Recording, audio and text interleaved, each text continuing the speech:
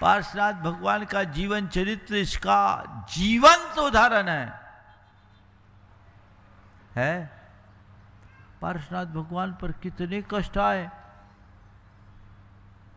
और रिकॉर्ड खोल कर देखो, 10 भव में एक भी ऐसा कृत्य उनके द्वारा नहीं दिखता जिसमें उनने कोई अनर्थ किया हो, कोई पाप किया हो, बल्कि उनने तो सामने वाले के उपसर्ग और उपद्रव को सहा है, क्षमा का भाव रखा है, प्रेम का भाव रखा है। सामने वाले के मन में क्रोध और विद्वेष था, इनके हृदय में प्रेम, क्षमा और करुणा का भाव था, लेकिन लगातार प्रेम, क्षमा और करुणा के भाव से भरे रहने के बावजूद इनको उपसर्गों का सामना करना पड़ा। तो बोलो, पारसनाथ भगवान पर भी उपसर्ग आ गया, जबकि उनने कोई किसी का गलत नहीं किया। पारसनाथ भगवान के चरित्र को खोल कर देख लेना, 10 भव में एक बार भी उनके मन में कमठ तक के प्रति ये भाव नहीं आया कि ये मेरा बैरी है। उनने क्षमा किया, 10 भव तक लगातार क्षमा कर देने के बाद भी उन्हें संकटों का सामना करना पड़ा। तीर्थंकर के भाव में भी उन्हें उपसर्ग सहना पड़ा। तो बताओ, हम तुम कौन से खेत के मूली हैं? बोलो, हैं क्या? हैं? हम कहाँ लगेंगे? जब तीर्थंकरों के साथ ऐसा हो सकता है तो हमारी क्या बिसात? उपसर्ग हुआ। क्यों हुआ? क्यों हुआ? प्रायः हमारे जीवन में जो कुछ भी घटता है, हम लोग उसके संदर्भ में कहते हैं ये हमारे कर्म का उदय है। क्या बोलते हैं? ये हमारे कर्म का उदय है। ये बात सच है कि हमारे जीवन में घटने वाले अधिकतम प्रसंगों का संबंध कर्मोदय से होता है। लेकिन कई बार जब लगता है हमने कुछ गलत किया ही नहीं तो हमारे साथ ये क्यों हुआ? मैं उन सब के लिए कहता हूं कि पार्श्वनाथ भगवान के चरित्र को खोल कर देखो।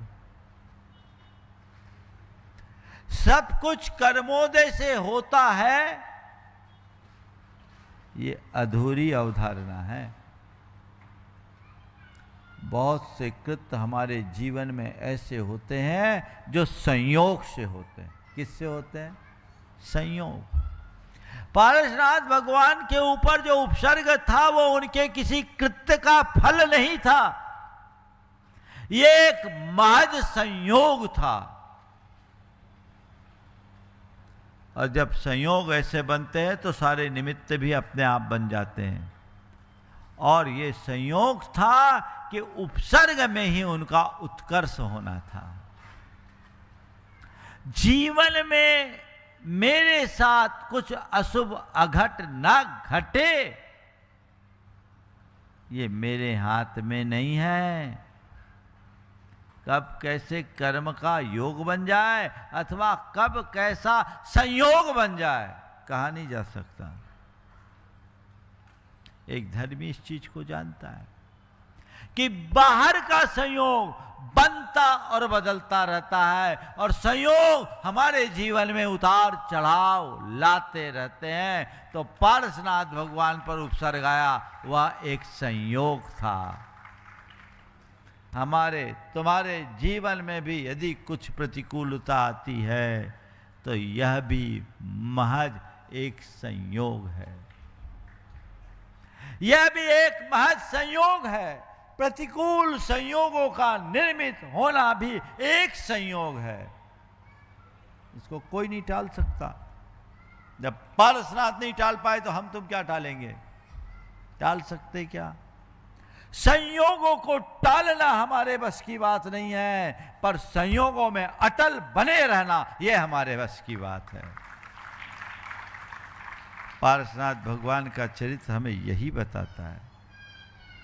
इतने विपरीत संयोग होने के उपरांत भी पारसनाथ भगवान क्या किए?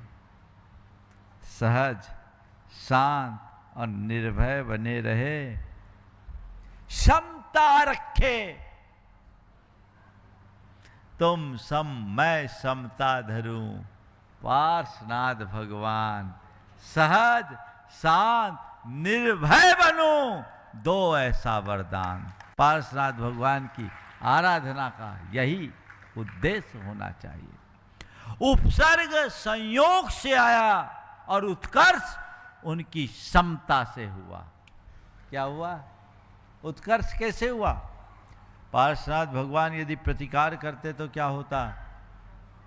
उनके पास तो इतनी ताकत थी, राजा को कहकर मरुभूति को फांसी पे चढ़वा सकते थे, पर उन्होंने उन्हें सजा दिलाने की जगह उनसे क्षमा मांगने गए, जबकि उनकी कोई गलती नहीं थी। ये क्षमता, ये प्रतिक्रिया वृत्ति, ये सहजता किसके अंदर होगी? एक धर्मी के अंदर होगी। तुम अपने आप को धर्मी मानते हो? बोलो, मानते हो कि नहीं मानते हो? बोलो तो थोड़ा जोर से। धर्मी मानते हो ना? धर्मी हो तो धर्मी कौन है? जो सामने वाले से लड़े वो धर्मी, या सामने वाले को सहे वो धर्मी? बोलो, थोड़ा जोर से बोलो। हाँ, अब बताओ, लड़ते हो कि सहते हो? हाँ, लड़ते हो कि सहते हो? महाराज, लड़ते हैं, जब मौका अनुकूल नहीं होता तो सहते हैं। यही तो हमारी कमजोरी। मैं धर्मी हूं, मुझे सहना है, ये दृष्टि अपने अंदर जागा। पार्श्वनाथ भगवान का यही संदेश है। संयोग कुछ भी दे, मेरे अंदर समता और सहजता बनी रहे, ये धर्मी की पहचान है। तो संयोग से उपसर्ग आते हैं और समता से उत्कर्ष होता है। जीवन का ये मंत्र बना लो। तुम्हारे साथ प्रतिकूलता आएगी, ये संयोग है, तुम सहन करोगे, ये तुम्हारा उत्कर्ष है। अगर तुम्हारे अंदर ऐसी दृष्टि आ जाए तो उपसर्ग में भी उत्कर्ष किया जा सकता है। पार्श्वनाथ भगवान ने यही किया। उनने क्या किया? कोई मंत्र जपा, कोई माला फेरी, किसी से गुहार लगाए, किसी के चरणों में गए। बोलो, तुम लोग क्या करते हो? तुमसे लागी लगन, ले लो अपनी शरण, पारस प्यारा, मेटो मेटो जी संकट हमारा। यही बोलते हो ना? पार्श्वनाथ भगवान अंदर से हंसते होंगे।